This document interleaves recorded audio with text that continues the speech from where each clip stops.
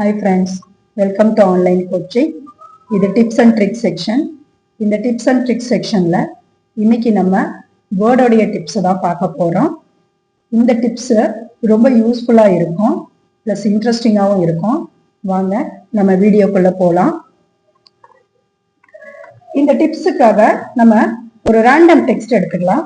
First நான் ஒரு random டெக்ஸ்ட்டை டைப் பண்ண போறேன். ரேண்டம் டெக்ஸ்ட் எப்படி டைப் பண்றது அப்படின்னு பாத்தீங்கன்னா ஈக்குவல் RAND அப்படின்னு கொடுத்துட்டு ஓப்பனிங் க்ளோசிங் கொடுத்து என்ட்ரு கொடுத்தீங்க அப்படின்னா நமக்கு என்ன ஆகும் அப்படின்னா ரேண்டம் டெக்ஸ்ட் வரும். ஓகேங்களா?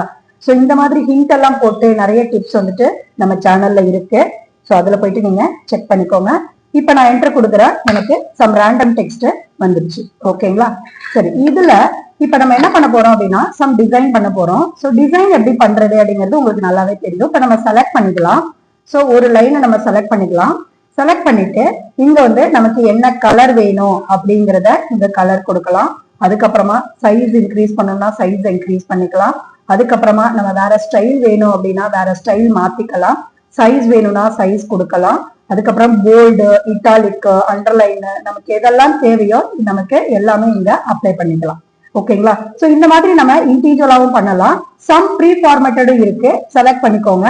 இங்க இருக்கும், இந்த ப்ரீ ஃபார்மேட்டடை எடுத்து நம்ம யூஸ் பண்ணிக்கலாம். இப்ப நான் இந்த ப்ரீ ஃபார்மேட்டட் எடுத்திருக்கேன்.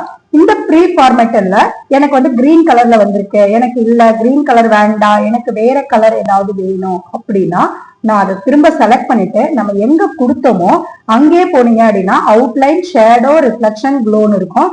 அதுல நான் அவுட்லைன்ல போயிட்டு நான் என்ன கலர் மாத்திக்கணும் அப்படின்னு விருப்பப்படுறனோ அந்த கலரை நம்ம மாத்திக்கலாம்.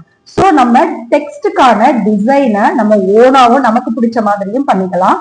அப்படி இல்லைன்னா அவங்க ப்ரீ டிஃபைனா கொடுத்துருக்காங்க இல்லைங்களா, அதையும் நம்ம யூஸ் பண்ணிட்டு சோ அதுக்கப்புறமா நமக்கு இன்னும் சேஞ்சஸ் வேணும் அப்படின்னா கூட நம்ம இங்க சேஞ்சஸ் பண்ணிக்கலாம். ஓகேங்களா? சரி, இப்ப நம்ம டிசைன் பண்ணியாச்சு. ஓகே, சரி, இப்ப இந்த லைன் இருக்கு இல்லைங்களா, இந்த லைனுக்கு வந்துட்டு எனக்கு இதே ஃபார்மேட், அதாவது இதே டிசைன் எனக்கு இங்க வரணும் அப்படின்னா நான் திரும்பவும் செலக்ட் பண்ணிட்டு அதுக்கப்புறமா என்ன பண்ணணும், நான் என்னென்ன கொடுத்தேன் அப்படிங்கிறது எனக்கு சரியா ஞாபகம் இல்லை.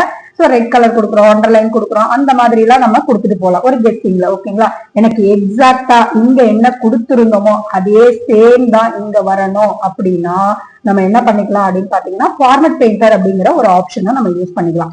ஸோ எப்படி ஃபார்மேட் பெயிண்டரை யூஸ் பண்றது அப்படிங்கறத நம்ம பார்க்கலாம். ஃபர்ஸ்ட் நம்ம டிசைன் பண்ணி வச்சிருக்கோம் இல்லைங்களா, ஸோ அதுல நம்ம சம் டெக்ஸ்ட கூட நம்ம செலக்ட் பண்ணிக்கலாம். அப்படி இல்லைன்னா ஃபுல்லா கூட செலக்ட் பண்ணிக்கலாம், ஒன்றும் பிரச்சனை இல்லை. இப்ப நான் என்ன பண்ணிருக்கேன் அப்படின்னு பாத்தீங்கன்னா சும்மா சம் டெக்ஸ்ட் மட்டும் நம்ம செலக்ட் பண்ணிக்கலாம்.